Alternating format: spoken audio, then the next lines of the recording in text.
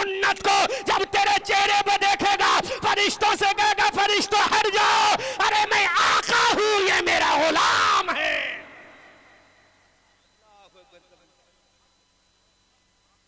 बात सही है गलत बोलो, बात सही है कि नहीं?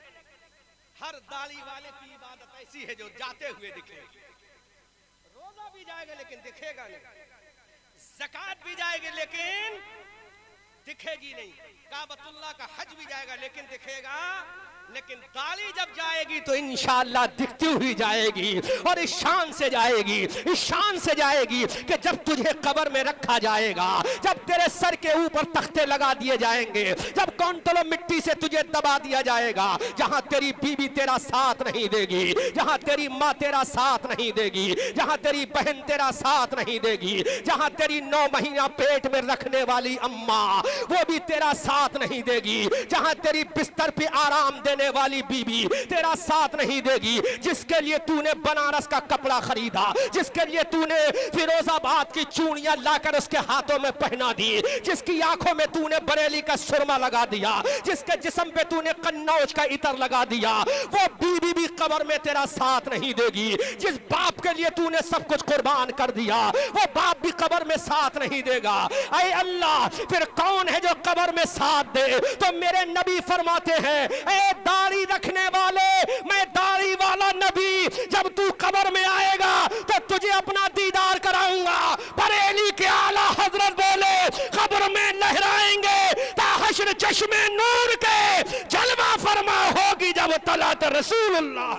नारे तकबीर, नारे रिसालत, नारे गौस, उलमाए अहले सुन्नत, सरजमीन नरही नवा नगला, टीटीएस कमेटी। सुनो, दाढ़ी ऐसी सुन्नत है मुस्तफा की, दाढ़ी ऐसी सुन्नत है जो कब्र में साथ जाएगी, दिखती हुई जाएगी।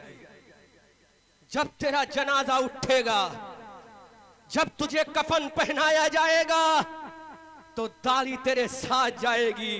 और एक बात और कह दूं, मेरी कौम की बेटियों अपने भाइयों को समझाओ, मेरी कौम की बुजुर्ग माओ अपने नौजवान बेटों को समझाओ, मेरी कौम की औरतों अपने शौहरों को समझाओ।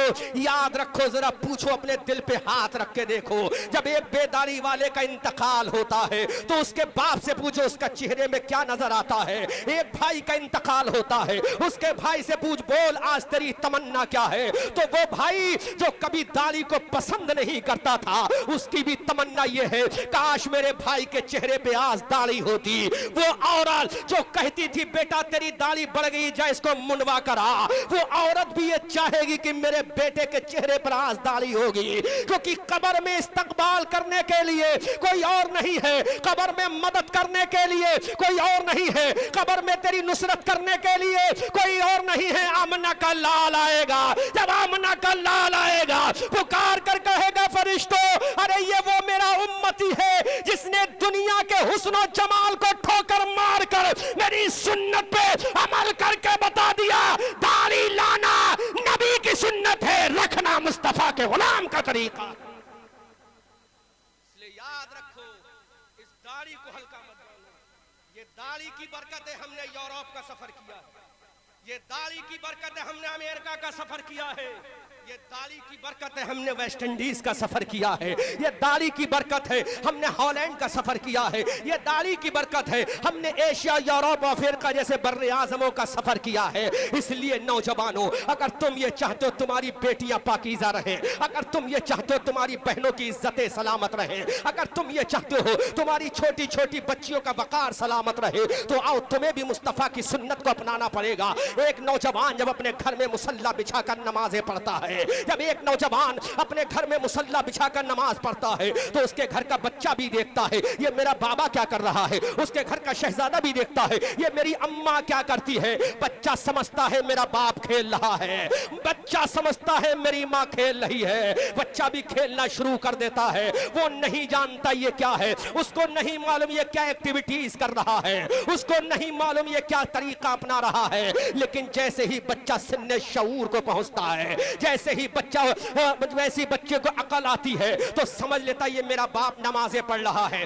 बच्चे का दिमाग कह देता है कि ये नमाज बहुत जरूरी है, अगर जरूरी ना होती तो मेरा बाप ना पढ़ता, अगर जरूरी ना होती तो मेरी माँ ना पढ़ती, अगर जरूरी ना होती तो मेरी बहन ना पढ़ती, अगर जरूरी ना होती तो मेरी भावज ना पढ़ती, अगर जरूरी ना होती तो मेरा घर का इंसान ना पढ़ता। इसलिए मुसलमानों अपने घरों में मुसल्ला बिछाकर नमाजें पढ़ो, अपने बच्चों के सामने नमाजें पढ़ो। बच्चों से मत कहो बेटा नमाजें पढ़ो, बच्चों से मत कहो बेटा नमाज पढ़ो, बल्कि बच्चे कहने की चीज नहीं, बच्चे दिखाने की चीज हैं। बच्चे के सामने दिखाकर नमाजें पढ़ो। बच्चे के सामने जब फजर पढ़ोगे, बच्चे के सामने जब जोहर पढ़ोगे, बच्चे के सामने जब असर और मगरिब पढ़ोगे, बच्चे के सामने जब ईशा पढ़ोगे, तो बच्चा समझ लेगा कि ये मेरा बाबा नमाज पढ़ रहा है। वो भी बचपने से नमाजी हो जाएगा, उसका बचपना नमाज में गुजरेगा, उसकी जवानी नमाज में गुजरेगी, उसकी 40 साल की उम्र नमाज में गुजरेगी, 50 साल की उम्र नमाज में गुजरेगी, 60 साल का होगा नमाज में गुजरेगी, 80 साल का होकर दुनिया को अलविदा कहकर कब्र की मिट्टी में चला जाएगा, नमाजें पढ़ता जाएगा। इसका सवाब पढ़ने वाले को भी मिलेगा और